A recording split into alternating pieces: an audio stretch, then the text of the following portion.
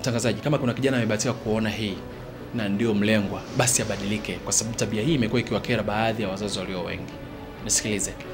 Kama una miaka 20 mpaka 25 na bado unakaa nyumbani, una dalili zozote za kuolewa au kuoa, na hapo nyumbani kwenu hakuwahi kusikia hata fununu ya kwamba karibia hata huyu rafiki yako ambaye anaweza kuwa mume wako ajaye au mke wako ajaye, basi hata kuja kusalimia, hata wamjue tu kwa kumjua tu kwamba anaitwa Hima au anaitwa Aisha. Kama hawana taarifa hizo, ujue wewe hii tabia inawakera wazazi wako sana, ni vile tu hawakwambii kwa sababu wamekutoa tumboni. Lakini pia mimi naweza nikasema kwamba wewe una ugonjwa wa akili. Najua kama mtasema ni kweli, una ugonjwa wa akili. In bracket, mna uoga wa maisha.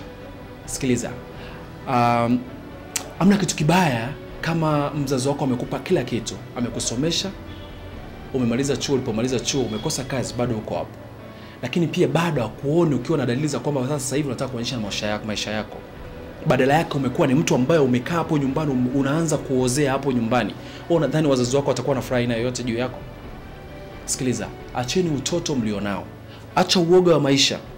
Kama una miaka 20 mpaka 25, una dalili za kuoa au kuolewa, unatakiwa kuoa au kuolewa ukiwa na umri gani?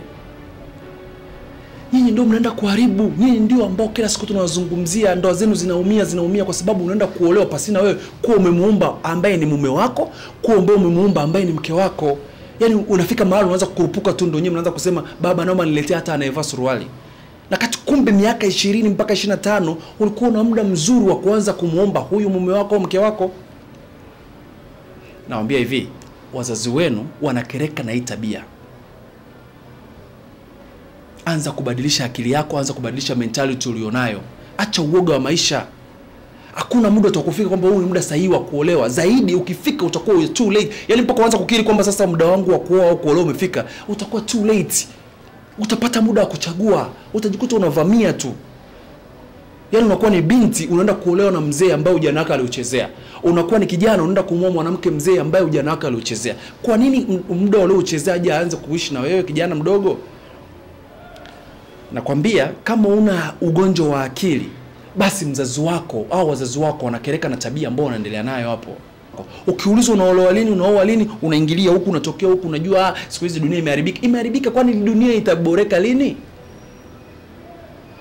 Nataka nikwambie kitu kimoja. Unawakera wazazi wako. Hawawezi kukwambia kwa sababu wamekuzaa. Ila mimi semaji la vijana nasema hivi, unawakera sana. Naitwa semaji la vijana. Najua nimezungumza hizi, kuna jambo nataka kunishirikisha. Namba iko hapo chini. Nishirikishe tu.